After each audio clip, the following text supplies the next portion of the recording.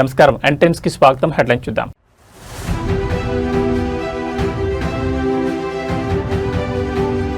తెలంగాణలో క్షీణించిన శాంతి భద్రతలు, హైకోర్టు న్యాయవాదిపై హత్యా ప్రయత్నంపై కౌశిక్ రెడ్డి ఫైర్.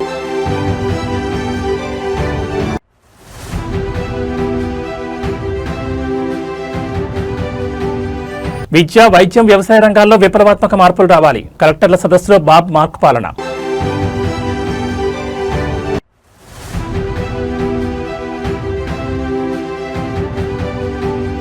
నాడు బంగారం కొన్నారు, నేడు బంగారం అమ్ముకుంటున్నారు. సోషల్ మీడియాలో కేసీఆర్ వర్సెస్ రేవంత్ సర్కార్.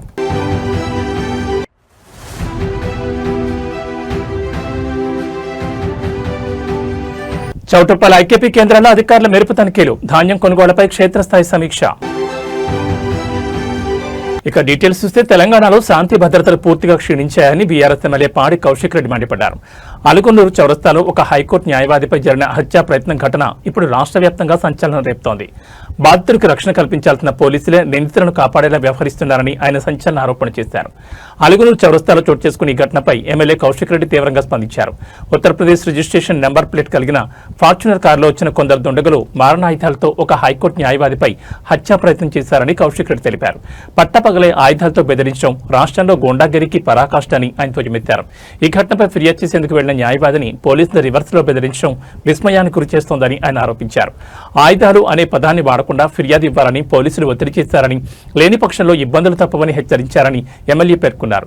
పోలీసుల వేధింపులు తాళలేక సదరు న్యాయవాది నేరుగా హైకోర్టును ఆశ్రయించారని కౌశిక్ రెడ్డి వెల్లడించారు. తనను ఆయుధాలతో బెదిరించారని చెబితే పోలీసులు తనపై ఒత్తిడి తెస్తున్నారని బాధితుడు కోర్టుకు విన్నవించినట్టు తెలిపారు. రాష్ట్రంలో అసలు చట్టం, న్యాయం ఉందా అని ఆయన ప్రశ్నించారు. ఒక హైకోర్టు న్యాయవాదికి రక్షణ లేకపోతే సామాన్యుల పరిస్థితి ఏంటని నిలదీశారు. తెలంగాణలో లా అండ్ ఆర్డర్ పూర్తిగా గాడి తప్పిందని విమర్శించారు. న్యాయవాదిపై జరిగిన దాడి మరియు పోలీసుల వ్యవహార శైలిపై ఇప్పుడు న్యాయవాద వర్గాల్లో పెద్ద ఎత్తున చర్చ జరుగుతోంది. ఈ ఘటనపై ప్రభుత్వం మరియు ఉన్నతాధికారులు ఎలా స్పందిస్తారో చూడాలి. ప్రజలకి ఇలా మేము కూడా అనొచ్చు కదా, బండి సంజయ్ గారు ఇలా తంబాకు తినుకుంటూ దాంట్లో డ్రగ్స్ మిక్స్ చేసుకుని తంబాకు తింటేనే మీకు ఎంటికలని ఊసిపోయిన సైడ్ ఎఫెక్ట్ కి గుండు అందుకే అయినరని నేను కూడా అనుకుంటున్నాను. మరి మీకు కూడా డ్రగ్స్ టెస్ట్ ఇవ్వాలి. ఇలా అలుగునూరు చౌరస్తాలో ఈ ఫార్చునర్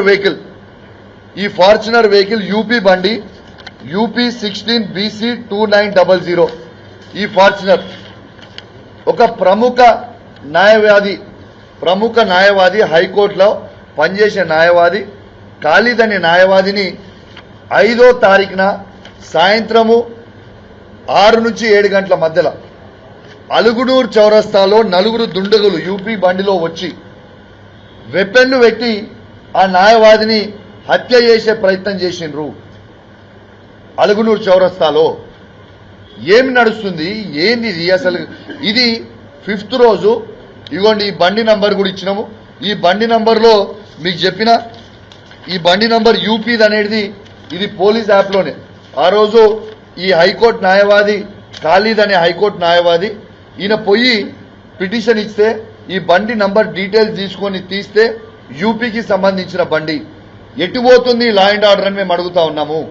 ఇగోండి ఇదే రిసీవ్డ్ కాపీ, ఇదే ఆ రోజు పోలీస్ స్టేషన్లో ఇచ్చిన రిసీవ్డ్ కాపీ. అసలు లా అండ్ ఆర్డర్ కరీంనగర్ జిల్లాలో ఉందా లేదా అని నేను అడుగుతా ఉన్నాను.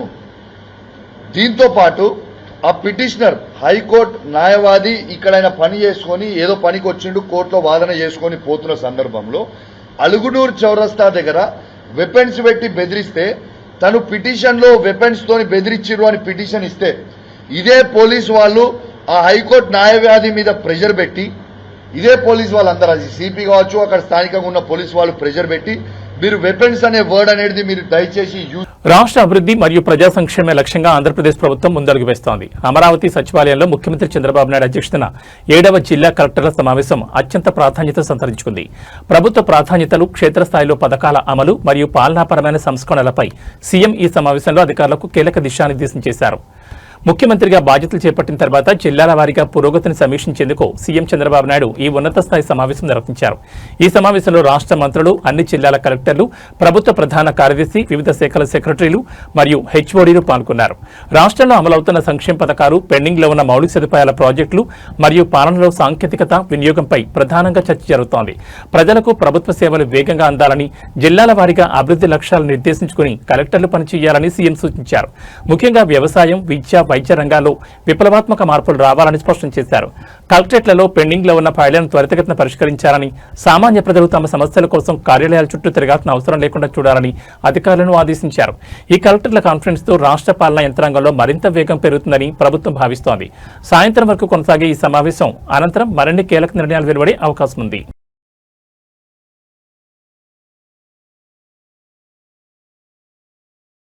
తెలంగాణలో వరి సాగు మరియు ధాన్యం కొనుగోలు వ్యవహారం ఇప్పుడు రాజకీయ రణక్షేత్రంగా మారింది.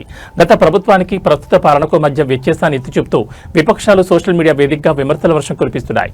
కేసీఆర్ హయాంలో రైతులు వరి పండించి బంగారం కొనుక్కునే స్థితిలో ఉండేవారని, కానీ నేడు పరిస్థితి తలకిందులైందంటూ సాగుతున్న ప్రచారం ఇప్పుడు రాష్ట్ర వ్యాప్తంగా చర్చనీయాంశమైంది. రాష్ట్రాల్లోని రైతు క్షేత్రాల్లో నెలకొన్న పరిస్థితులపై విపక్ష నేతలు మరియు రైతులు తమ గళాన్ని గట్టిగా వినిపిస్తున్నారు. కేసీఆర్ హయాంలో రైతు బంధు, సకాలంలో సాగునీరు మరియు మద్దతు ధరతో కూడిన కొనుగోలుతో రైతులు ఎంతో ఆర్థికంగా పురోగమించారని, వరి పండించి బంగారం కొనే స్థాయికి ఎదిగారని విమర్శకులు గుర్తు చేస్తున్నారు. రేవంత్ రెడ్డి పాలనలో రైతులు తీవ్ర ఇబ్బందులు ఎదుర్కొంటున్నారని, పెట్టుబడుల కోసం ఇంట్లోని బంగారాన్ని అమ్ముకోవాల్సిన పరిస్థితి ఏర్పడిందని విపక్షాలు ఆరోపిస్తున్నాయి.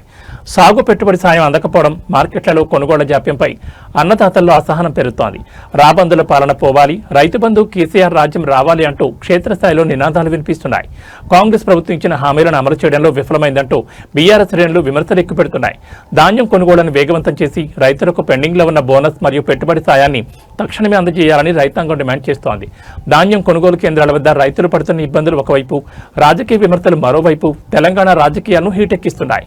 ప్రభుత్వం ఈ ఆరోపణలను ఎలా తిప్పుకొడుతుందో చూడాలి.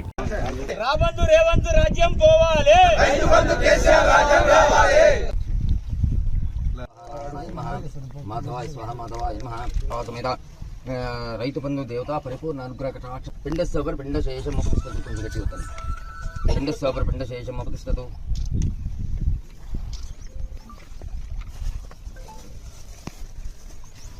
తిలోదకమపుస్తు పిండస్వపరేతిలోదక సుగంధ ఆయనైతే ప్రాణినానగంధే సతమగ్రే సర్వదేవానం పుష్పయామి ఇష్టకామ్యార్థ ఫల సిద్ధ్యర్థం యథాశక్తి పిండ ప్రదాన సమయే జాగ్రత్తగా అలా రాబందు రేవంత్ రాజ్యం పోవాలి,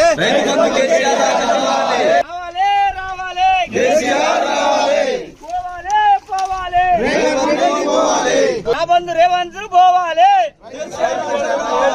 రాబందు రేవంత్ పోవాలి,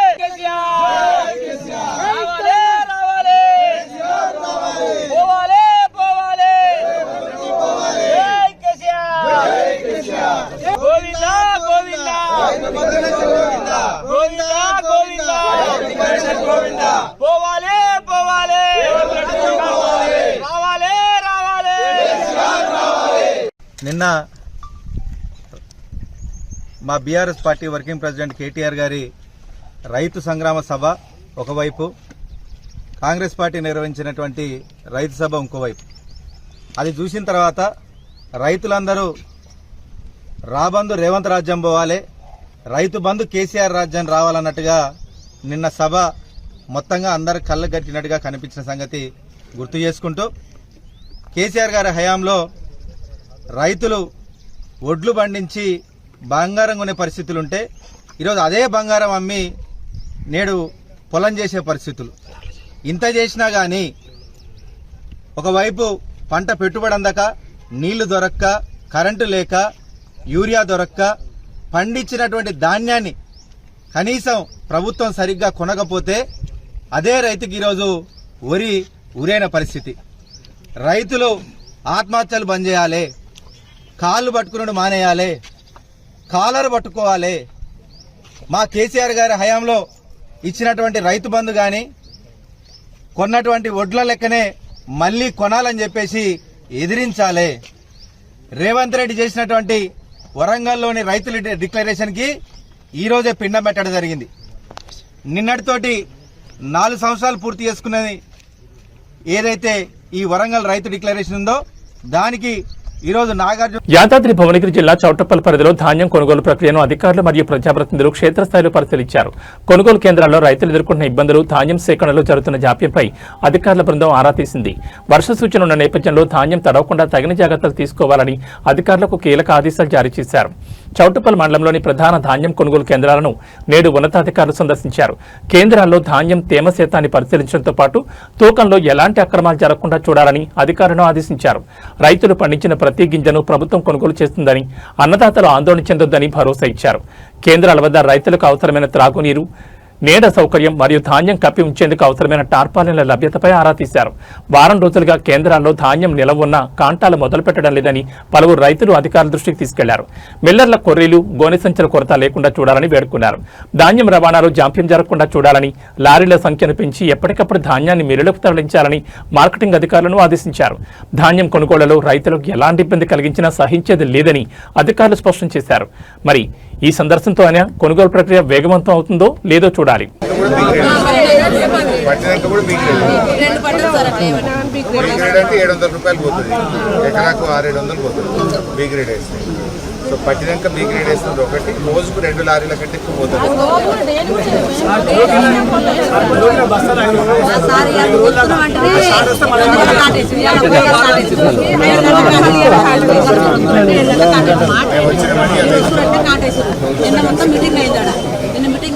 రైతుల మీటింగ్ అని చెప్పారు. రైతుల మీటింగ్ కాలేదు, వాళ్ళ వేరే మీటింగ్ చెప్తున్నారు.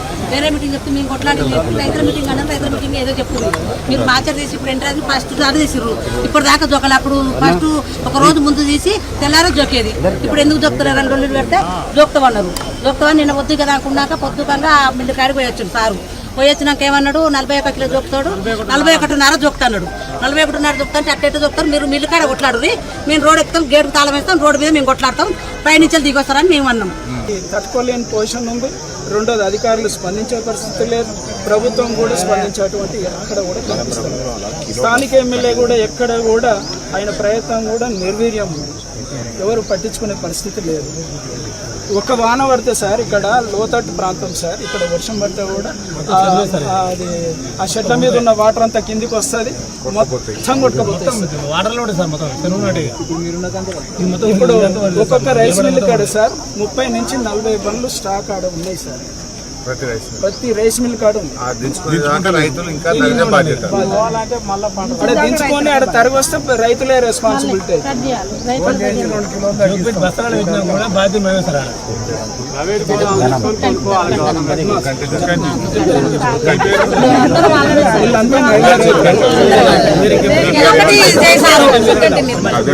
సార్ ఇది ఒకటి ఆన్లైన్ లో సూర్య ఎప్పుడు చేయాలి.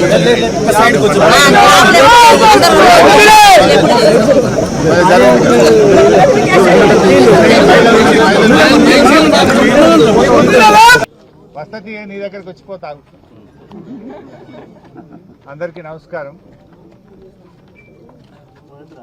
రాష్ట్ర వ్యాప్తంగా వడ్ల కొనుగోలు విషయంలో రాష్ట్ర ప్రభుత్వం యొక్క నిర్లక్ష్యం వల్ల వడ్ల కుప్పల మీదనే రైతుల గుండెలాగిపోతా ఉన్నాయి.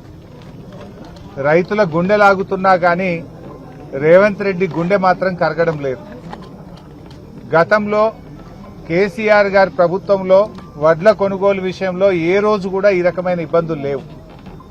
రేవంత్ పాలనలో రైతులకు అన్ని విషయాల్లో ఇబ్బందులే ఉన్నాయి.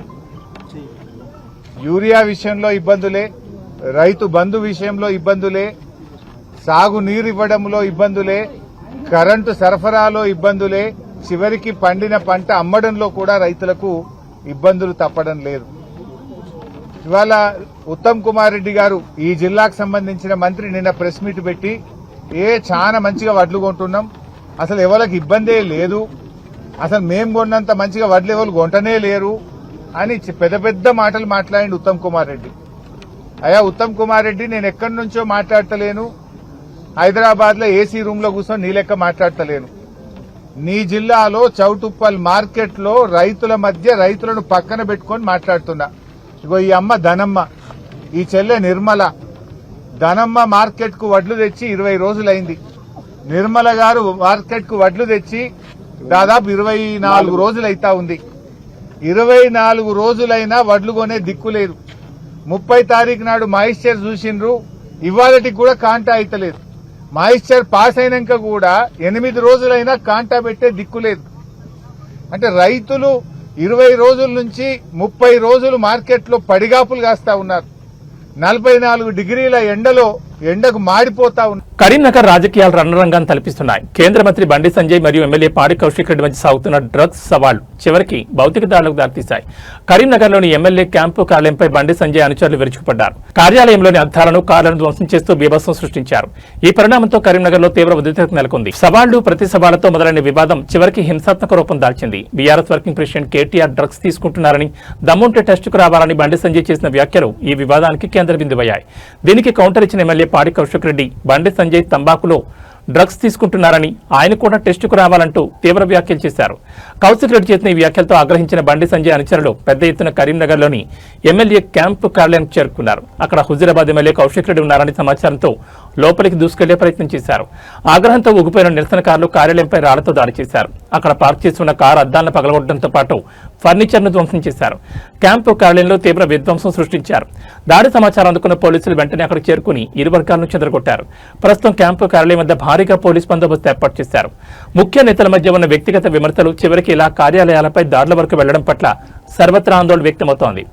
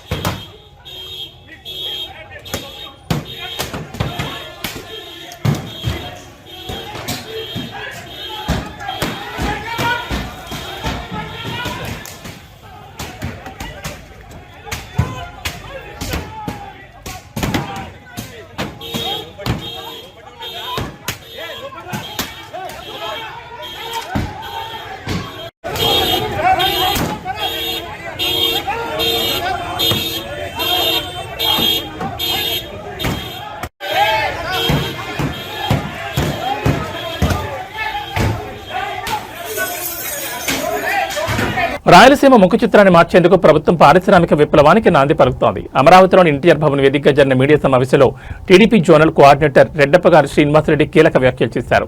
వెనుకబడిన రాయలసీమను పెట్టుబడులకు స్వర్గధామిగా అభివృద్ధి చేసేందుకు కూటమి ప్రభుత్వం కృతనిశ్చయంతో ఉందని స్పష్టం చేశారు. రాయలసీమ అభివృద్ధిపై ప్రభుత్వం రూపొందించిన ప్రణాళికలను శ్రీనివాసరెడ్డి వివరించారు. గత 5 ఏళ్లలో రాయలసీమలో పారిశ్రామిక ప్రగతి కుంటుపడిందని, నేడు మళ్లీ పెట్టుబడిదారులు సీమ వైపు చూస్తున్నారని ఆయన పేర్కొన్నారు. కియా లాంటి సంస్థల రాకతో ఇప్పటికే ఉపాధి పెరిగిందని, భవిష్యత్తులో మరిన్ని బహుళజాతి కంపెనీలను ఈ ప్రాంతానికి తీసుకొచ్చే బాధ్యత ప్రభుత్వం తీసుకుంటుందని హామీ ఇచ్చారు. సీమ అభివృద్ధి కేవలం పరిశ్రమలకే పరిమితం కాకుండా సాగునీటి ప్రాజెక్టులను పూర్తి చేయడం ద్వారా వ్యవసాయ రంగాన్ని కూడా బలోపేతం చేస్తామన్నారు. హంద్రినీవా వంటి కీలక ప్రాజెక్టుల పురోగతిపై ప్రభుత్వం ప్రత్యేక దృష్టి సారించిందని తెలిపారు. ప్రజల సమస్యలను పరిష్కరించడమే లక్ష్యంగా పార్టీ యంత్రాంగం పనిచేస్తోందని, జోనల్ స్థాయిలో సమన్వయం చేసుకుంటూ రాయలసీమలోని అన్ని నియోజకవర్గాల్లో అభివృద్ధి పనులను వేగవంతం చేస్తామని స్పష్టం చేశారు. ముఖ్యమంత్రి చంద్రబాబు నాయుడు నాయకత్వంలో రాయలసీమ యువతకు స్థానికంగానే ఉద్యోగ అవకాశాలు కల్పించేలా నైపుణ్యాభివృద్ధి కేంద్రాలను కూడా ఏర్పాటు చేయనున్నట్లు వెల్లడించారు. ముఖ్యంగా ఉమ్మడి చిత్తూరు, కడప, కర్నూలు, అనంతపురం జిల్లాలో మౌలిక సదుపాయాల కల్పనకు పెద్దపీట వేయబోతున్నామని శ్రీనివాసరెడ్డి ధీమా వ్యక్తం చేశారు. అందరికీ నమస్కారం. ఆంధ్రప్రదేశ్ రాష్ట్ర అభివృద్ధికి, రాష్ట్ర యువతకు భవిష్యత్తు బాటలు వేస్తూ చంద్రబాబు నాయుడు గారి నేతృత్వంలోని కూటమి ప్రభుత్వం రాష్ట్రానికి అనేక రకాలుగా పరిశ్రమలు తీసుకొస్తూ అభివృద్ధి వికేంద్రీకరణ అనే అజెండాతో అన్ని ప్రాంతాల్లో కూడా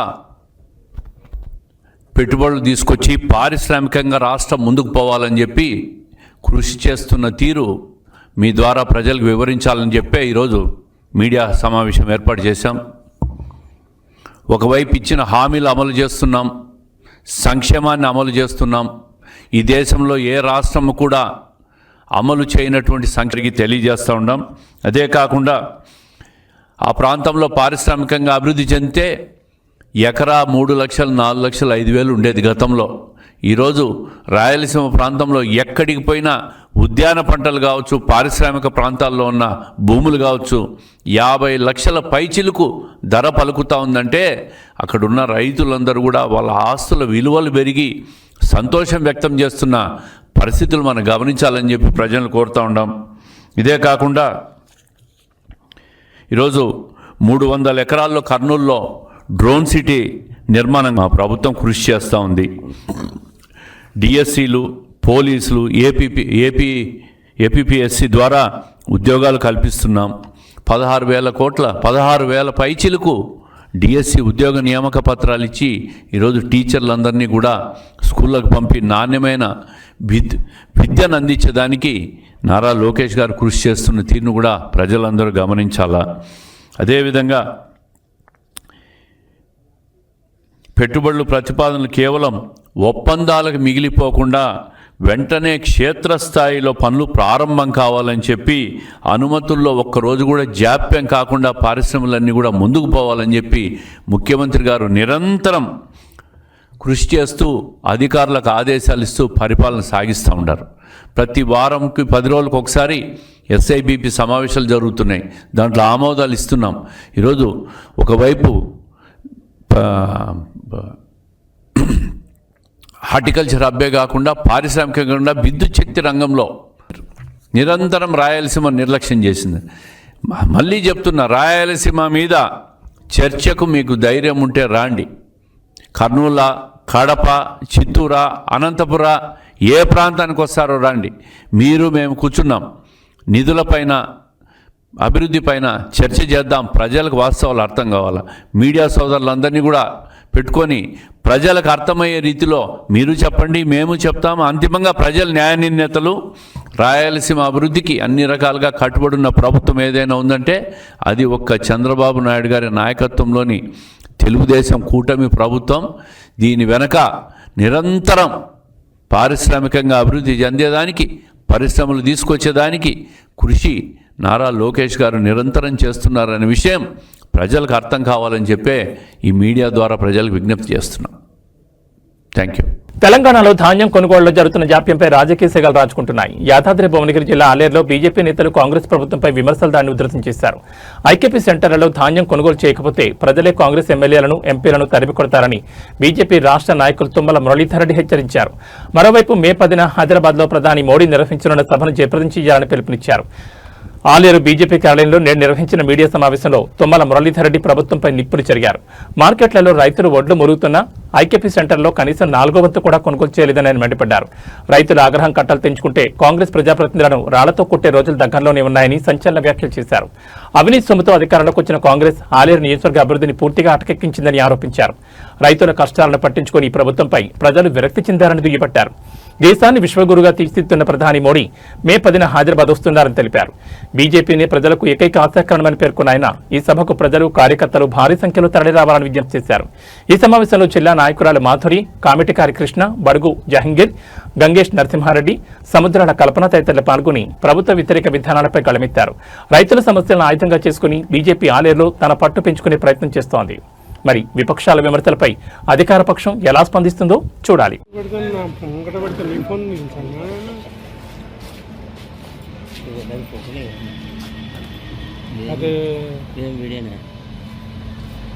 అనుకున్నటువంటి 2 ముక్కలు. ఎందుకంటే వాళ్ళు అభివృద్ధి చెందిందే స్పెక్ట్రా వెంచర్ తోటి. స్పెక్ట్రా వెంచర్లో ఇద్దరు కూడా భాగస్వాములు. మరి అనేక అక్రమాలకు పాల్పడి ఈరోజు మరి కోట్లకు పడిగెత్తిరు. ఆ కోట్లకు పడిగెత్తి ఆ యొక్క డబ్బులతోటే మరి ప్రజలను కొని ఓట్లు ఇప్పించుకోవాలన్న ఆలోచనతో మరి దుర్మార్గమైన అవినీతి పరిపాలన సాగించడం జరుగుతుంది. పూర్తిగా ఇక్కడ పరిపాలన అటకెక్కించడం జరిగింది.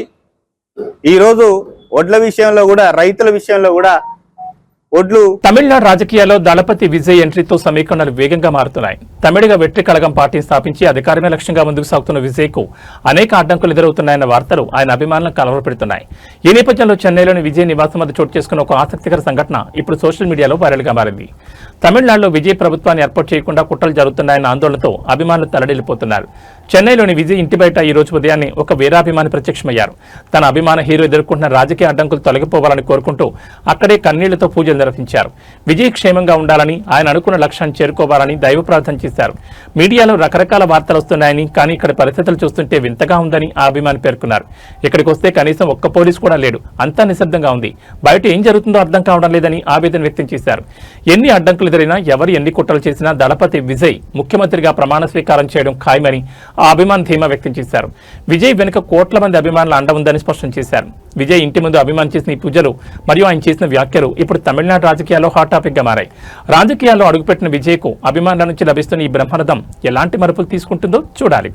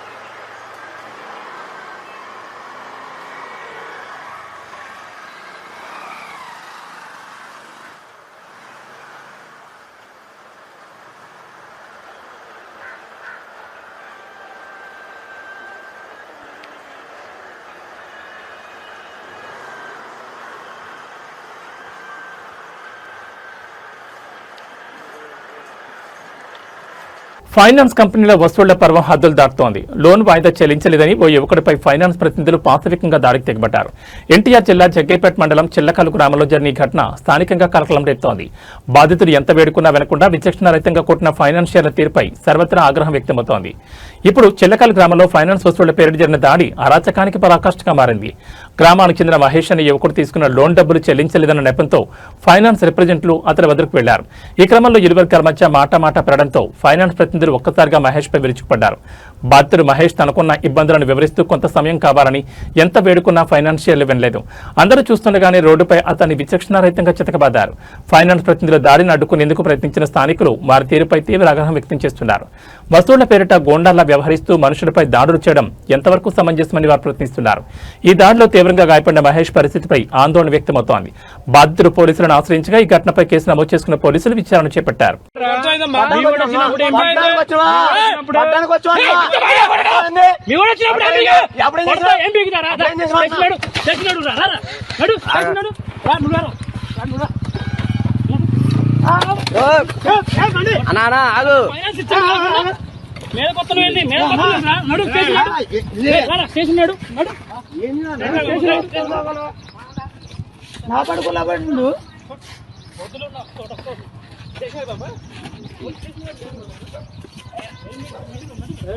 అనా అనా ఆగన్నా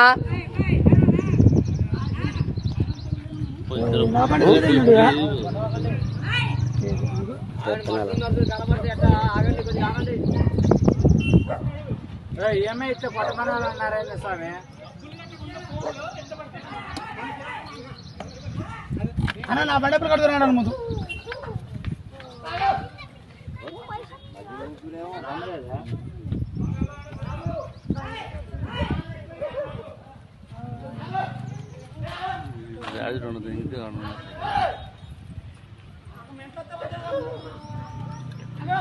తమిళనాడు రాజకీయాలు ఒక్కసారిగా వేడెక్కాయి. తమిళగ వెట్రికళగా అధినేత దళపతి విజయ్ కొద్దిసేపటి క్రితమే రాజ్భవన్ చేరుకున్నారు. తమిళనాడు గవర్నర్తో భేటీ అయ్యేందుకు ఆయన వెళ్లడం ఇప్పుడు రాష్ట్ర రాజకీయ వర్గాల్లో పెను సంచలనంగా మారింది. పార్టీ స్థాపించిన తర్వాత విజయ్ గవర్నర్ కలవడం ఇదే తొలిసారి కావడంతో ఈ భేటీ వెనుక ఉన్న రాజకీయ ప్రాధాన్యతపై సర్వత్రా ఆసక్తి నెలకొంది. చెన్నైలోని రాజ్భవన్ కు టీవీకే చీఫ్ విజయ్ చేరుకోవడంతో అక్కడ భారీగా పోలీస్ బందోబస్తు ఏర్పాటు చేశారు. రాష్ట్రంలో నెలకొన్న తాజా రాజకీయ పరిణామాలు, తన పార్టీ భవిష్యత్ కార్యాచరణ లేదా ప్రజల సమస్యలపై గవర్నర్కు విన్నవించేందుకు విజయ్ వెళ్లినట్లు సమాచారం. తమిళనాడులో వచ్చే ఎన్నికల్లో అధికారమే లక్ష్యంగా ముందుకు సాగుతున్న విజయ్ ఉన్నట్టుండి గవర్నర్ కలవడం వెనుక ఏదైనా బలమైన వ్యూహం ఉందా అనే చర్చ మొదలైంది. ముఖ్యంగా ప్రభుత్వ ఏర్పాటుకు ఎదురవుతున్న అడ్డంకులపై ఫిర్యాదు చేసే అవకాశం ఉందని కూడా రాజకీయ విశ్లేషకులు భావిస్తున్నారు. విజయ్ గవర్నర్ను కలవడానికి వస్తున్నారని తెలుసుకున్న అభిమానులు రాజ్భవన్ పరిసర ప్రాంతాలకు చేరుకుంటున్నారు. దీంతో ఆ ప్రాంతంలో ట్రాఫిక్ ఆంక్షలు విధించారు. గవర్నర్తో భేటీ అనంతరం విజయ్ మీడియా ముందుకొచ్చి ఎలాంటి ప్రకటన చేస్తారనేది ఇప్పుడు ఉత్కంఠ రేపుతోంది. గవర్నర్తో విజయ్ భేటీ ముగిసిన తర్వాత మరిన్ని వివరాలు వెల్లడయ్యే అవకాశం ఉంది. ఈ పరిణామం తమిళనాడు రాజకీయాల్లో ఎలాంటి మార్పులకు దారితీస్తుందో చూడాలి.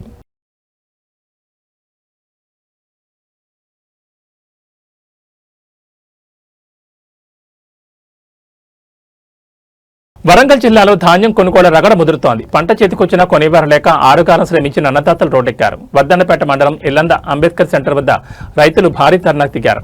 వారం రోజులుగా మార్కెట్లో వడ్లు కుప్పలు పోసి ఎదురుచూస్తున్నా అధికారులు పట్టించుకోకపోవడంతో ఆగ్రహించిన రైతులు వరంగల్ ఖమ్మం జాతీయ రహదారిని దిగ్బంధించారు. ధాన్యం కొనుగోళ్లు జరుగుతున్న జాప్యంపై బద్దన్నపేట రైతులు తీవ్ర నిరసన వ్యక్తం చేస్తున్నారు. వడ్లు పోసి వారం గడుస్తున్నా కాంటాలు మొదలు పెట్టకపోవడంతో రైతులు రోడ్డుపై బైఠాయించారు.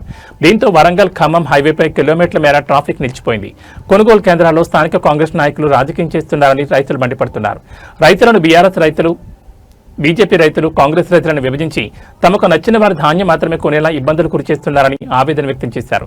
తక్షణమే కాంటాలు ప్రారంభించారని, స్వయంగా జిల్లా కలెక్టర్ ఆదేశించిన క్షేత్రస్థాయిలో అధికారులు బేఖాతరు చేస్తున్నారని రైతులు ధ్వజమెత్తారు. దేశానికి అన్నం పెట్టే రైతు పండించిన పంటను కొనుగోలు చేయమని అధికారుల కాళ్లు మొక్కాల్సి రావడం దౌర్భాగ్యమని కన్నీరు మునియడిగారు. వడ్ల కొనుగోలు ప్రక్రియ పూర్తి స్థాయిలో ప్రారంభించే వరకు రోడ్డుపై నుంచి కదిలేది లేదని రైతులు స్పష్టం చేశారు. రైతుల ధర్నాతో వర్ధన్నపేటలో ఉద్రిక్త వాతావరణం నెలకొంది. పరిస్థితిని గమనిస్తున్న పోలీసులు రైతులకు నచ్చజెప్పే ప్రయత్నం చేస్తున్నారు. ప్రభుత్వం స్పందించి ధాన్యం కొనుగోలు వేగవంతం చేయాలని ఇటు విపక్షాలు కూడా డిమాండ్ చేస్తున్నాయి. ఎందుకు పెడతలేదు మరి?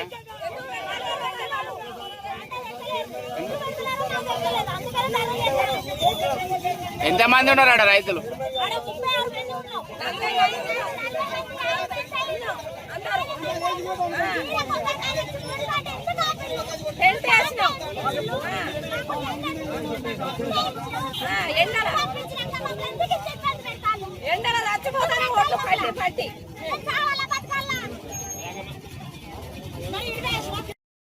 ధర్నా కార్యక్రమం చెప్పడానికి కారణమనగా గత 20 రోజుల క్రితం వర్ధన్నపేట మండలం ఇల్లంద గ్రామంలో కలెక్టర్ గారు పల్లెబాట కార్యక్రమంకి వచ్చినప్పుడు మార్కెట్లో మక్కలు కొనుగోలు చేయడం లేట్ అవుతుంది.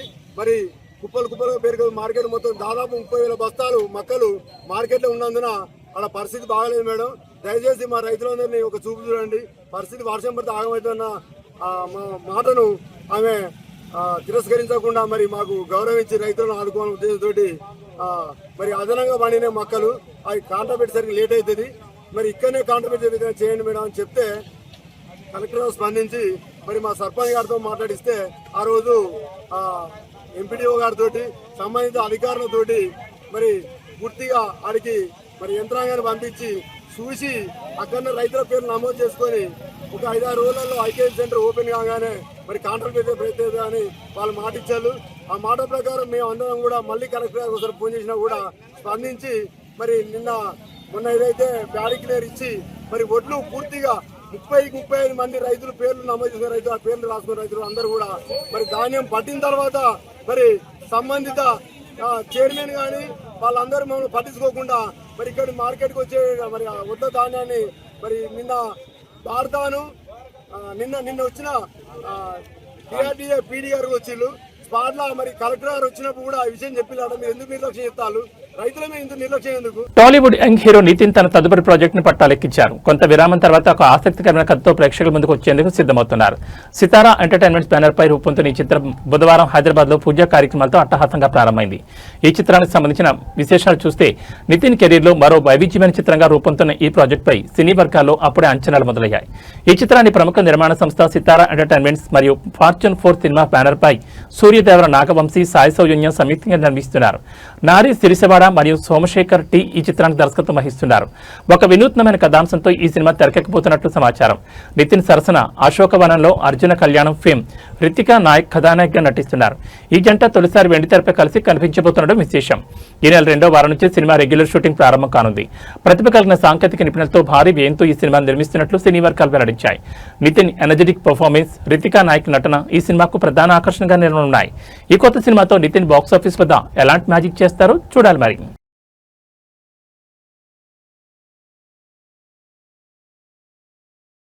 ఇవి బులెటిన్ విశేషాలు. మరో బులెటిన్లో మళ్ళీ కలుసుకుందాం. నమస్కారం.